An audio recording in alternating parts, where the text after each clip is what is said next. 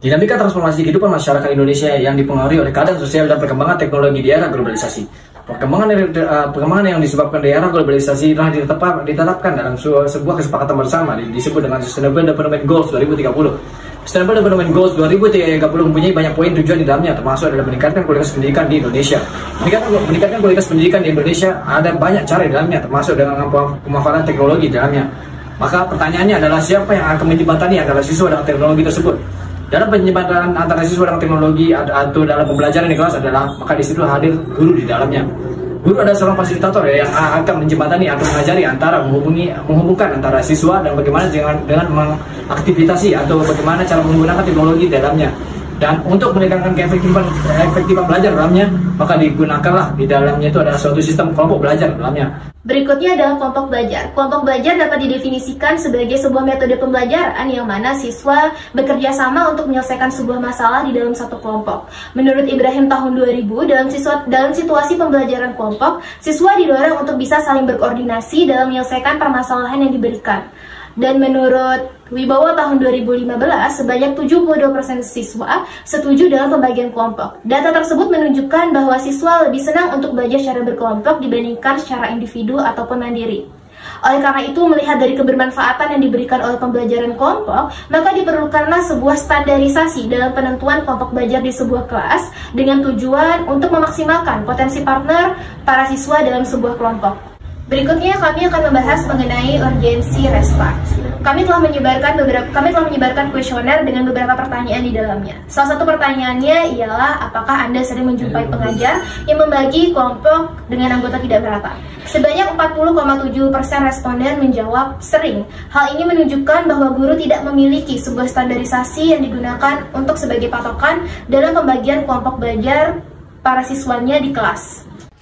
Baik, untuk lebih jelasnya, mari kita lihat diagram flowchart di samping ini. Dimulai dari landing page-nya, yaitu dari kita memulai loading screen-nya, lalu dilanjutkan dengan login di dalamnya. Dan jika kita mempunyai akun, jika kita tidak mempunyai akun, maka akan melanjut ke flowchart untuk pengecekan akunnya. Dan jika telah mempunyai akun, maka dia akan dipastikan apakah dia seorang guru atau seorang siswa.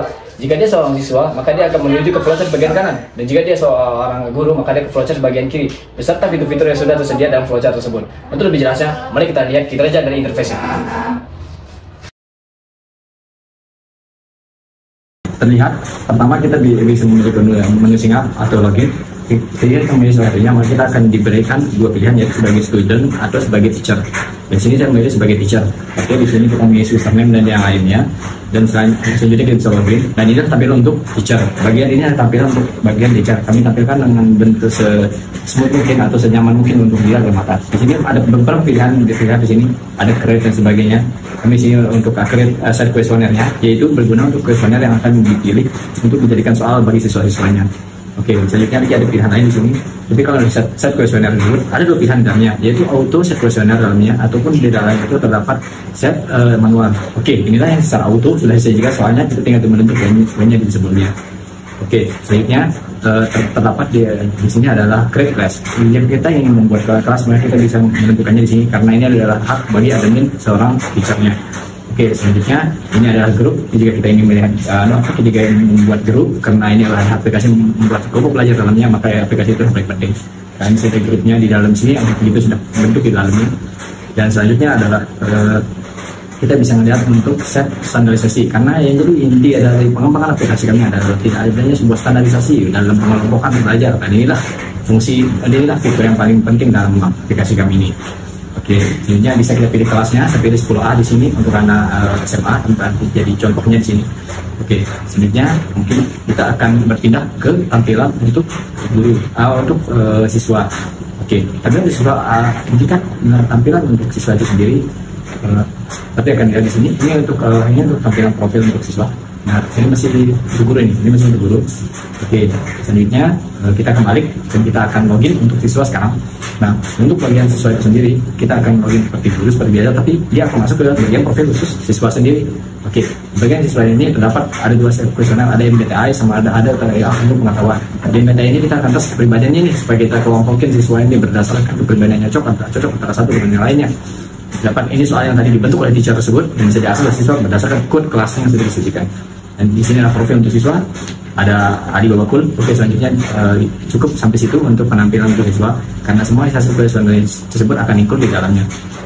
Ya, dalam interface yang telah kami susun, dapat Anda perhatikan penggunaan kombinasi warna hijau dan warna kuning dengan hijau sebagai dominansi warna.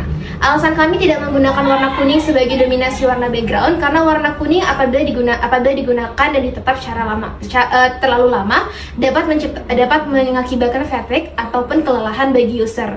Penggunaan kombinasi warna hijau dan kuning ini dirasa sesuai karena mata tidak perlu melakukan penajaman secara berulang kali.